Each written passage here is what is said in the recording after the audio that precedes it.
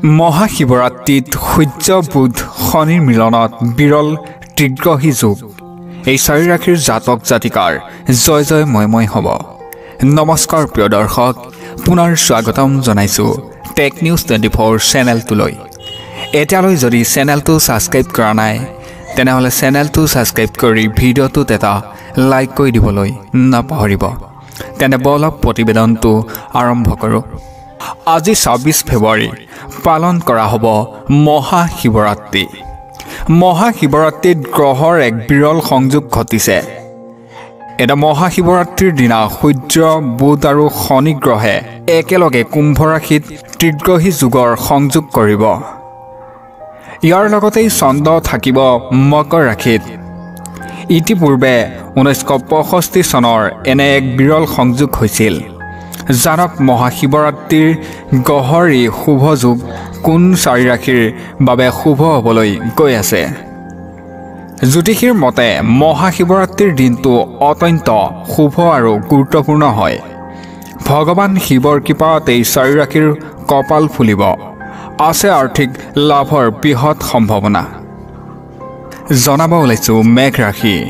মহাশিৱৰাত্ৰিৰ মেঘ ৰাশিৰ জাতক জাতিকাৰ বাবে অত্যন্ত লাভজনক হ'বলৈ গৈ আছে। হঠাৎ আপোনাৰ হাতলৈ আহিব প্ৰচুৰ ধন। নিবনুৱাই চাকৰি পাব পাৰে। পূৰ্বপুৰুষৰ সম্পত্তিও লাভ হ'ব পাৰে। পৰিয়ালৰ সৈতে সম্পৰ্ক সুদৃঢ় হ'ব। আৰু জনাব ওলাইছোঁ মিথুন ৰাশি। মিথুন ৰাশিৰ জাতক জাতিকাৰ বাবেও ত্ৰিগ্ৰহী যুগ শুভ হ'বলৈ গৈ আছে। শিৱৰাত্ৰিৰ দিনা গঠিত ত্ৰিগ্ৰহী যুগে আপোনাৰ প্ৰতিভাক স্বীকৃতি দিব। নাম আৰু খ্যাতি বৃদ্ধি পাব। ধৰ্মীয় কাম কাজৰ প্ৰতি আগ্ৰহ বাঢ়িব। আপুনি এটা ডাঙৰ অনুষ্ঠানৰ অংশ হ'ব পাৰে। এইবাৰ জনাব ওলাইছোঁ সিংহ ৰাশি। সিংহ ৰাশিৰ লোকৰ বাবে মহাশিৱৰাত্ৰিত পুণ্যৰ সময়তে শুভ সময় আহি আছে। সমস্যাৰ পৰা মুক্তি লাভ কৰিব। বুদ্ধিমত্তা বৃদ্ধি পাব।